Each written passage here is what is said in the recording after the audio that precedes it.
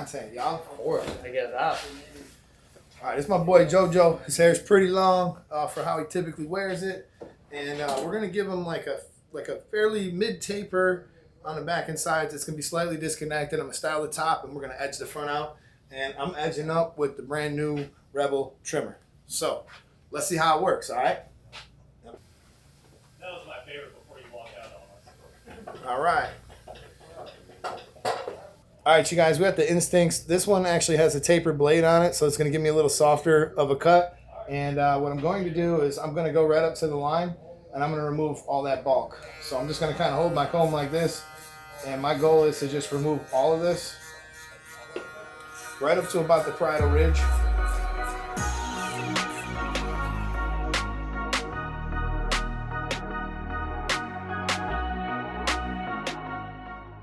So right where you see this little weight build up, I'm gonna go ahead. I'm gonna use a little clipper over comb to blend that in. That's gonna help kind of like soften the disconnected look a little bit.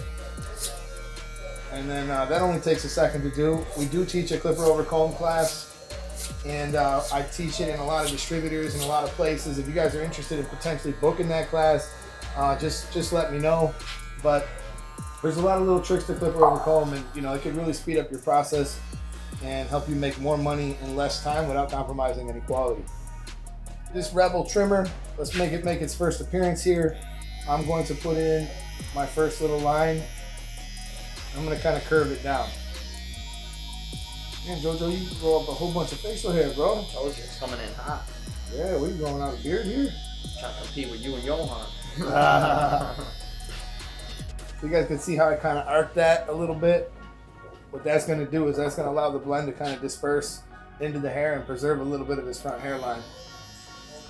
Get rid of some of this stuff in the back. I'm probably going to run like a 1.5 in this area anyway, so I realized I didn't really hit that with the number 2 all the way down low. That's okay. I'm just going to save a little bit of time here by doing that. To begin this taper, because his hair is kind of fine and it's red and everything like that, I'm not going to set in a harsh line here. I'm actually going to begin with my taper blade in the open position, and I'm going to go up to pretty close to the occipital bone, and I'm going to start to kind of flick out. What's great about the taper blade is it allows you to kind of do this. Like, you'll see the blend start to come together, and with all these little hairs, I'll be able to get them to kind of all look pretty even when I'm done. But this just gives me a really good starting point in the taper. Makes it look reasonably good right away. And now I'm going to begin kind of flicking my lever and playing with the corner of the blade to get it all the way down the skin at the very bottom. So essentially, whenever I start to close my blade, I usually like to keep my clipper angled and just kind of run 1 or 2 teeth up into the areas that I'm working on. So for instance, if I'm going to work right here, I got my clipper all the way on an angle.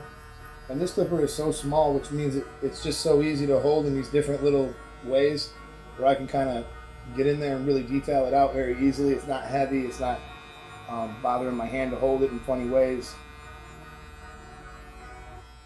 So that's a really good starting point right there. And it already looks like a pretty good taper to begin with, but now we'll just go through these top layers. So I did a 2 here. I'm going to probably start with a 1 1/2, and I'll work like a 1 down. They come into the grain, and this grain kind of grows funny right here, so I got to go kind of against the grain, and that might mean that I got to hold my clipper like completely different.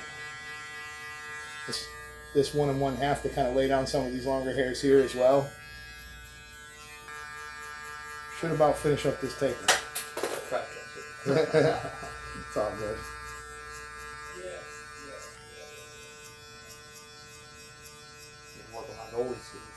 Right.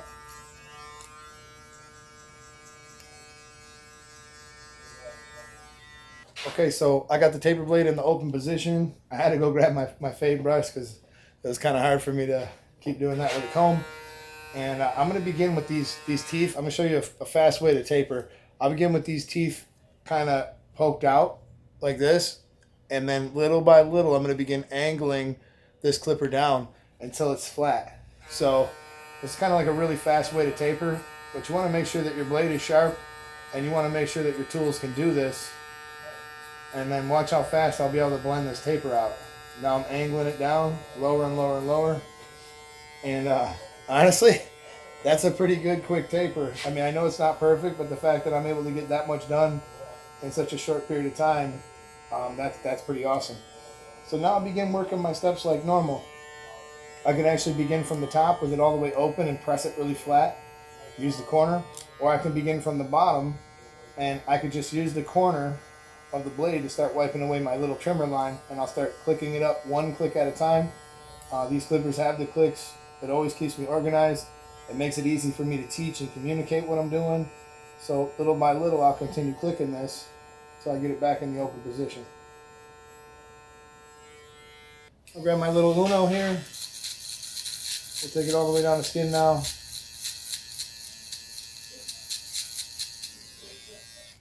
And that's looking pretty good. Let's begin the reconstructive surgery on his edge up.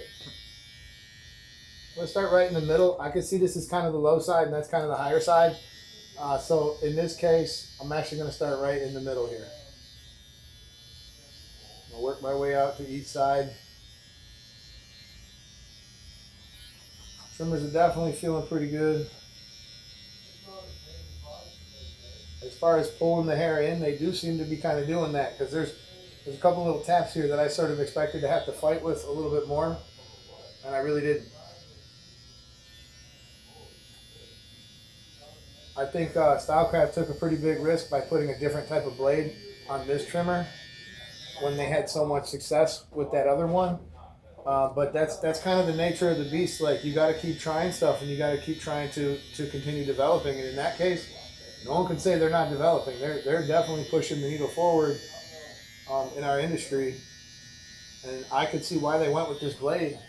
We got a product tester. His name is Rigo, and they put a lot of trust in him for a good reason, because this dude knows his stuff, man. And I'll tell you what, this blade worked phenomenally on this type of hair. This is not easy to do an edge up in sometimes. You don't see it that distinctly. That's what makes it difficult to do an edge up on like red hair or any kind of light hair. It doesn't show that much. Now I'll use this and I'll kind of anchor right across his nose or his head. And I always like doing this one because I just feel like I got total control. And I could use this to kind of eliminate some of these little long ones that are still sticking out. Get them to lay down. There is a better way to do this too.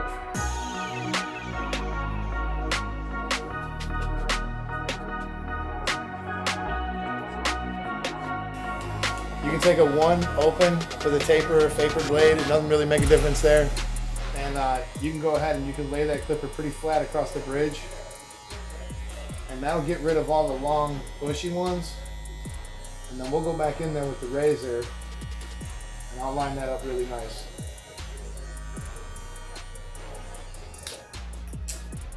What we got here, I got to grab a little spot where I can pull the skin, and I'm going to begin getting rid of some of this stuff in the middle. Where's the one?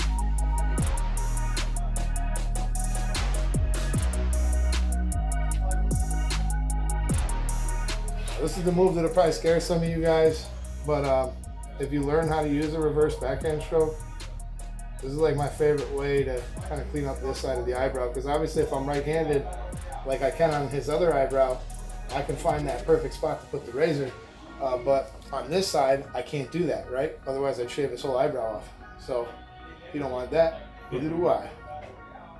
So I'll take it and I'll find different ways to hold it in there, and I'll just pull the skin with it.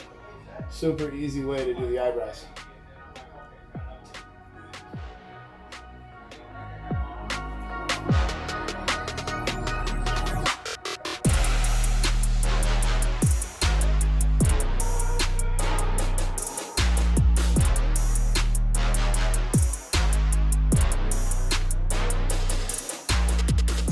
All right, y'all, I'm gonna use a little bit of Johnny B Fuddy, because this product is pretty awesome.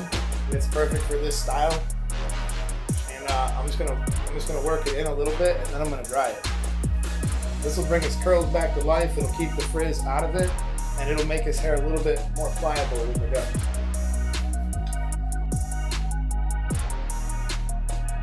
Y'all ain't even seen it. I'm over here looking in the mirror. All right, y'all, that's the disconnected taper with the nice edge up. Thank you to Philip Wolf for giving me this product. This product is awesome. These are Zuka neck guards.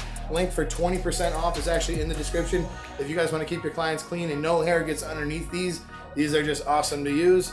So you guys can check that out. Any other products you see, I will list below. And I appreciate you guys for checking out the YouTube Barber Academy. I'm Mr. Eddie Barber, and I will catch you guys in the next video.